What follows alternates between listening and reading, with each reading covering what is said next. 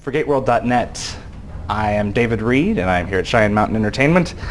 Like every other day, except this particular day, I'm with Mr. Josh Kurtz, world builder for Stargate Worlds.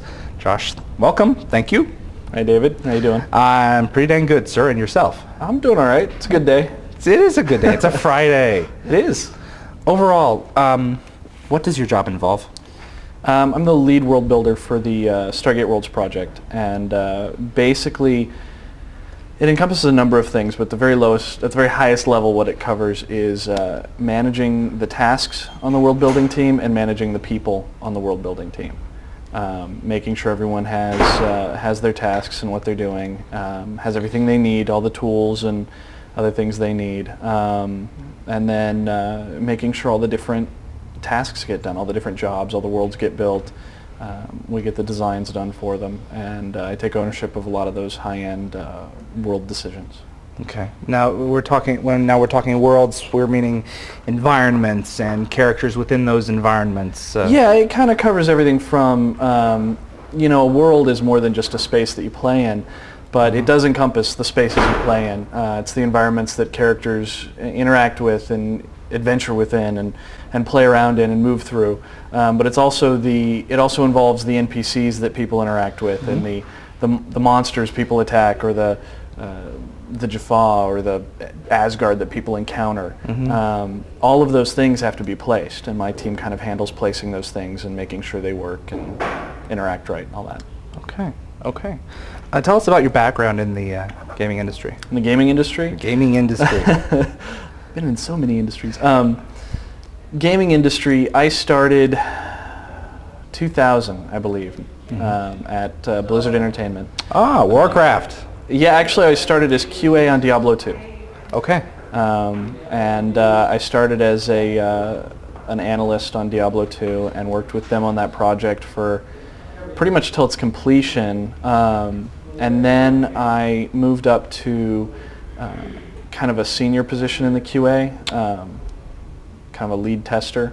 Okay. And then I moved up from there actually very quickly. I was only there for a couple of months before I moved up to world builder for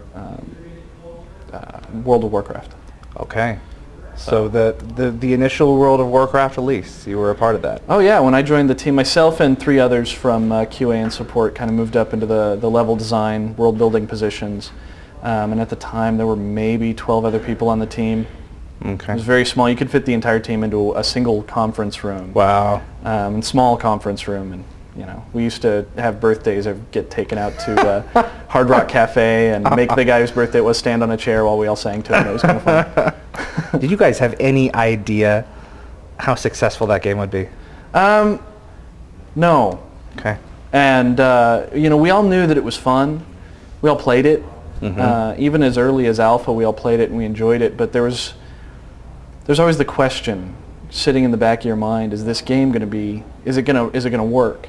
Are we going to do as well as EverQuest? Oh, are we going to do as well as Mu or Lineage 2 or Lineage 1 or whatever? There's always that question: is what we're doing what people really want to play? The game may be perfect and may function really well and it may be fun, but will people pick up on it? Well, yeah, and we could sit there and play this thing all day and love it, and it goes out the door and maybe 100 other people love it. Yeah. And that would suck. But it turns out that it was a great game and a lot of people really enjoy it. So. Okay. This project, though, Stargate, is coming out a lot faster. Yes. Than WoW was. Yes, it is. The timetable for release, I mean, we're just starting to see now the possibility of at least a beta coming out around a year from now, possibly more. Right. I actually have no idea when a beta will come out. Okay. We really want to hit certain milestones before we even say, "Hey, beta, woo!" Right. Exactly. But not sure. What you say sounds right, but okay. I couldn't verify. Okay. Is Worlds bigger than World of Warcraft in terms of what you've got to produce in order to get it to come out? Are you talking land space or I'm talking just everything? Work? Is it? I mean, you guys took what? 4 years? 5, 6, 7? Close to 5. 5 years, and we're compressing that time down to 3. Yeah, about that. So, is this what I'm getting at? Is this possible? I think it is. Staff that we have. I think it is. I'm obviously my team. I'm still looking for more people. Okay. So with the staff I currently have, I'm a little off my schedule, but I'm looking to fill a couple of those slots, and then based on the schedule that myself and the production team have put together, I think we're on schedule to get it done. I'm not worried or stressed about it. Okay. So. Okay. How familiar were you with Stargate before coming aboard? Oh, big fan. Really? Oh yeah. I went and saw the first movie in theaters probably 3 or 4 times, and then when it came out on VHS, I bought it. And then it was one of the first movies I bought on DVD. And I didn't actually watch it to begin with as a series because I didn't have, was it HBO that it was on? Showtime. Showtime? Yeah, I didn't have Showtime. I had Cinemax and HBO, but no Showtime. Ah. And so I didn't get into it till it moved to network TV. Okay. And then I started watching it. Then they started showing back episodes, and I started watching those. And Sci-Fi Channel picked it up, and I've been watching it ever since. Wow. And then I get a TiVo, and it made it a lot easier. So you continue to watch, do you continue to watch the show as a fan, more as a fan, or more because you have to watch it? I watch it as a fan.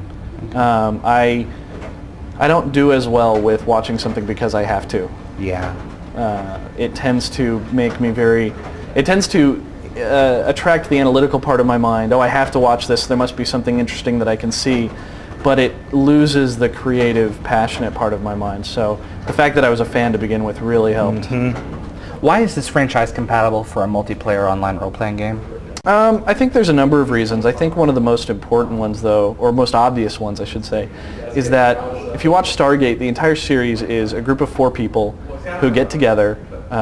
They sidle up side by side, and they walk through that gate to another world to accomplish some kind of adventure. And we watch it on TV, and then they come home. Right. And that encompasses a couple of things that are huge in MMOs. The first one is the group. I mean, every MMO out there has some form of grouping. Some of them only have grouping. And that really is part of SG-1, the series, and all of Stargate, is that small knit group that gets together and goes through this gate to unknown things and has to depend on one another and stand up for one another. And I think I think it ties in really nicely. And the other thing is that when you turn on the show, at the beginning of the show, they go through the gate, they go to another world, they have all kinds of adventures. At the end of the show, they come back and they're home. And that's usually the case, at least early on it was. And that's also very similar to MMOs in many ways. You and your buddies log online, you go out, you do all kinds of adventures, have all kinds of fun, finish quests, missions, kill monsters, get fat loot, and then come home at the end of the day, log off, and go to bed. And so it is very similar. And it's also, if you look at SG-1 as an entire series, they're always in this quest for gear. Right? Yeah. At least early on. It's always Yeah. to get the technology to protect themselves from the Goa'uld, and then the technology to protect themselves from the replicators, and then the technology to protect themselves from the Ori. And, it's like, well, there's your Tier 1 gear, your Tier 2 gear, well, whatever you want to talk about. It's kind of funny, and I don't think it's all that intentional as a correlation, but I'm amused every time I think about it. Sam Carter and Jack O'Neill and Daniel Jackson and Teal'c going through the gate to get fat loots so they can protect themselves from the Ori or whatever. So it's really compatible then. I think so. Yeah. All right. Is there anything unique about working on this particular project compared to the ones that you've done before? There's always lots unique. When you move to a new project, it's usually at a different company, and so the entire way the company does things is different. All of the people you're working with are completely different. And people have opinions and thoughts and ideas, and everyone's are different, and everyone's are valid, and so you really find yourself working with people who do things differently or know things differently, work things differently, and so everything really is very unique. Even if you were to, I think that even if you were to make the exact same game at 2 different companies with 2 different teams of people, your experience would be completely different, and the entire process would be completely unique. And as a result of that, the exact same game would come out completely differently because of those opinions and those thoughts. So I would say that's the biggest unique thing, is just the people I'm working with and the way they think and the way they want to do things, and the ideas people throw out there. It's really impressive. Tell us about your team. I've got a fairly small team of world builders. All of them are very talented. Some of them are fairly new to the industry. Some of them have done it before. I hired one of the gentlemen I worked on WoW with, Bo Bell. He's one of my world builders, and just hired on another senior who has been working in the industry for a number of years. So I've got a very talented team, and they know what they're doing. I'm very impressed with their work, and they're very capable. I feel like I can hand them any number of things, and they'll just take it and do amazing things with it. And that's one of the coolest parts, is I can take what I have from art and from content and say, okay, we have a forest world, and I can say, here, come up with this forest world. And man, when one of my world builders does that, they come back with maps and this and that, and it takes on just this whole life of its own. It was very interesting. It's very cool. Okay. What are some of the challenges that you face on a day-to-day basis? Well, building worlds is really, one of the things about it is it's at the back end of a whole lot of processes. You have content design, systems design, you have programming, you have art, and all of these people have a say into what everything looks like, what everything feels like, how everything plays. Systems has a lot of interest in how the game plays. Content has a lot of interest in what the worlds are and what's happening there.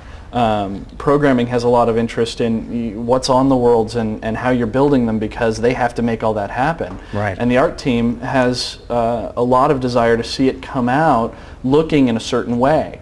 And so to build a world, we really need all of those teams to get all their stuff together and bring it to us. And we're really the back end of all of those processes. So once all of these people have finished their tasks and their work, they bring it to us, and then we take all of that and we put it all together to create the final thing that the player sees. Right. And so one of the biggest challenges we face is, it's a milestone-based project, and it's in the games industry, and there's always things slipping. You don't foresee something happening here or there. And so when it gets to world building, there may already have been some slips here and there. It might already be pressured for time. So by the time it gets to us, it's really, our schedule is really tight. Yeah, it sounds like almost everyone wants a piece of you in some way or another. How do you stay on top of that? Communication. Yeah. If you're not talking to people, it's all over. Yeah. It happens.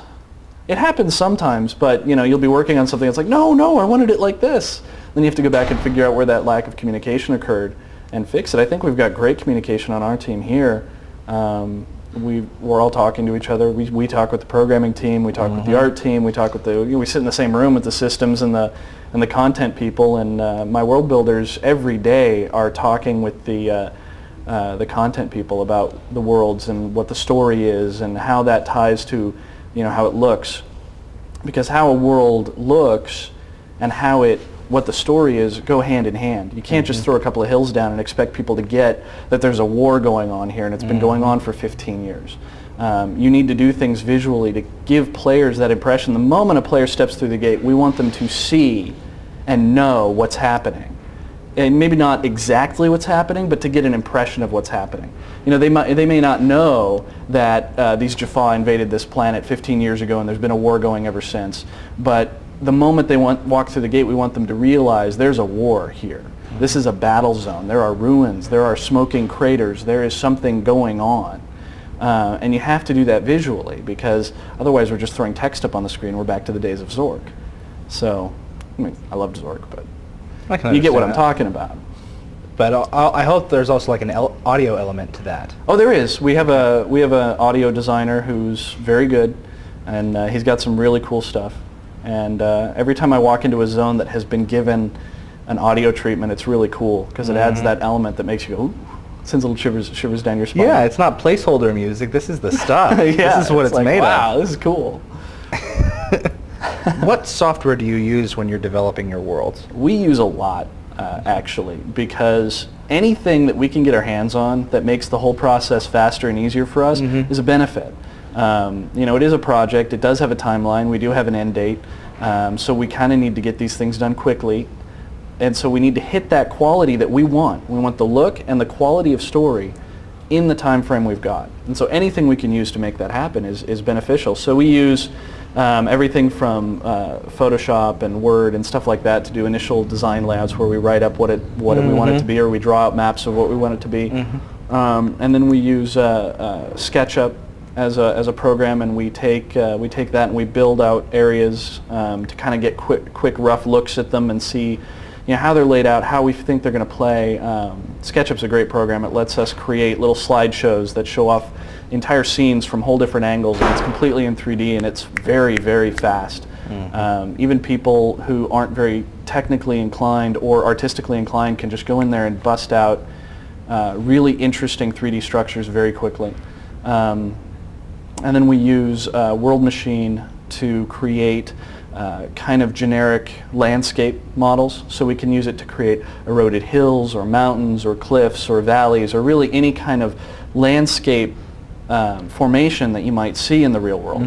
You go out there and you see these plateaus with the eroded dirt down the sides, and we want to capture that. And so what World Machine lets us do is it allows us to create that kind of thing. It allows us to say we've got this plateau and we want a little more erosion or a little less erosion, or we want a deeper valley, or we want a higher plateau. And we mess with that, and then once we've created this template of what we think looks really good, we take it and we use a program called Mudbox. And Mudbox, yeah. It's actually an art program that they use to apply height maps to models. And it works really well. And what we use it for is we take this height map that we create in World Machine, which is a black and white height map of what we've created with the erosion in the hills, and we can then paint that really anywhere we want. We can scale it, we can size it, we can shrink it, we can grow it, we can add filters to it, and copy, paste it, do whatever we need to in Mudbox to create our final height map that we then import into the program to give us all of our terrain. Pretty much right out the door, we have a good 80-90% of our terrain done. Wow. On WoW, that kind of thing took us 4 to 6 weeks. And with our process through World Machine and Mudbox, it takes us maybe a day or two tops. So it's the same level of quality. My gosh. Yeah. One of the things that I always wonder about is texture mapping. Do you get to go out there and photograph stuff and then bring it back in and paste it on objects, skins, or that's how does more that texture work? for the that's more a question for the art team, because if you go out there and take a picture of something and you bring it back, it creates a definite style for your game. If I take a picture of a cliffside and paint it on a cliffside, that creates a style. And that style is very photorealistic, and many games use that style. Our game has a little more stylized of a look to it, and Howard's been doing just some awesome stuff with our art and making it look stylized yet still capture Stargate. And so what we do is a lot of our textures are hand-painted, then we get them and paint them on that terrain. We're using a slightly modified Unreal 3 engine to actually paint textures on terrain and apply static meshes into terrain and do all that kind of stuff. And then once that's done, it's ready for prime time. What do you take into account when initially designing an environment? Where does your department come in? Like I said earlier, we come in kind of at the end. Not totally at the end. That's when we start working on it, is at the end. But my teammates are involved from very early on. Content will say, hey, we want a world that's like this. And they'll sit down with the world builder who's been assigned to work on that world, and they'll come up with what the world is, and they'll sit down together and talk about what they want it to be, what they want it to kind of feel like, what they want going on there, what events, history, and all that stuff. So we're involved from that level. And then the first thing we do is we take that information and we start creating a design layout. Tells us what the environment is. Is it a forest? Is it a fall forest, a snowy forest, a coniferous forest, a deciduous forest? Is it a jungle? Does it look like the island on Lost? Does it, all that kind of stuff. What kind of people live here? Do they have a culture? What is their culture? What kind of economy do they have? What kind of animals live here? What kind of ambient animals? Violent, aggressive animals? Are there aggressive animals? What do these people feel about the world they're on? How do they feel about the players? All of that really comes in at that initial phase, which is all done on paper. And the reason is that when you do it on paper, it's very easy to iterate. You can write it down 1,000 different times, and it takes a lot less time than if you go in and build the whole thing, and then go in and build the whole thing again. Right. So we try to nail out as much as possible, as fast as possible on the paper phase. Okay. And that's kind of where we start on it. And then once that paper phase is done, by then we've got concept art, and we've got a full idea on what this world is supposed to be, and we can actually start building it. Okay. Can you share anything about the original planets that are being designed for the game? They're really cool. Okay. The thing I like, the one thing I'm going to share about them is, any show or movie has a budget. Yeah. And is limited on what they can do. Yeah. and not just because of budget, but because if you take a bunch of actors and you put them on a stage or you put them in a scene, it has to look right, it has to light right, it has to be right. Because once you use real people, everything has to look right. Right. Well, in a video game space, because it's a video game, people kind of give it a little more suspension of disbelief. They kind of say, well, it's a video game, I'll let them get away with a little bit more. And when you have a stylized art style, like the one Howard's coming up with and developing, it gives you even a little bit more leeway. And then you take that and you say, well, it's not going to cost us X amount of money to fly all of our actors to Zimbabwe because we don't have to fly anybody. Right. So it allows us to build these spaces completely from our imaginations without having to shell out all that to fly people around or get craft services or licenses or permits to film there. And then on top of that, they usually have to go in and CG all of that stuff to make it look even more unusual. And we just get to go into our Unreal or our 3D Studio Max or whatever and build pretty much anything we want. Right, but you're limited in other interesting ways. I mean, if it's a set that what you get to build, it's a facade. Yes. In this game, you have to completely build everything from the ground up and be able to view it from all sides. Right. One of the things about an MMO that you don't run into with other games is that, in some games you run through this fairly linear experience. There might be a couple of ways through it, but it's fairly linear. You go from point A to point B, there you're at the end, you go on to the next level. But with an MMO, you have to be able to go everywhere. And so when you see a tree, you have to be able to run up to that tree and look around to the other side of the tree. When you see a building, you need to be able to run up to the building and look around the other side of the building. All of that goes into it as well. But it does give us a great amount of freedom with the kind of worlds you go to. We can have lava flows. We can have upside down waterfalls. We can do all kinds of crazy things. Funky things. That you really can't do without millions of dollars in CG work. Right. So exactly. Where do you see yourself going next? Or do you see yourself staying on board through the expansions? There's an interesting thing that happens when you work in the games industry for a little while. Most game companies, people bounce around a lot. And if you talk to people who've been in the games industry for a while, they bounce around a whole lot. And, you get to a certain point in your life where you have family and kids and a wife and you want to buy a house and you want to have, a TV in the bedroom that you can watch and all that kind of stuff. And stay put. Oh my gosh. Yeah, I mean, I hear people say, "Oh, I'm going to move on and I'm going to do this and I'm going to go, I'm going to grow and I'm going to," I want to be stable. So the longer I can stay here and do cool games and build cool things for people, and the longer I can do that, the happier I'll be.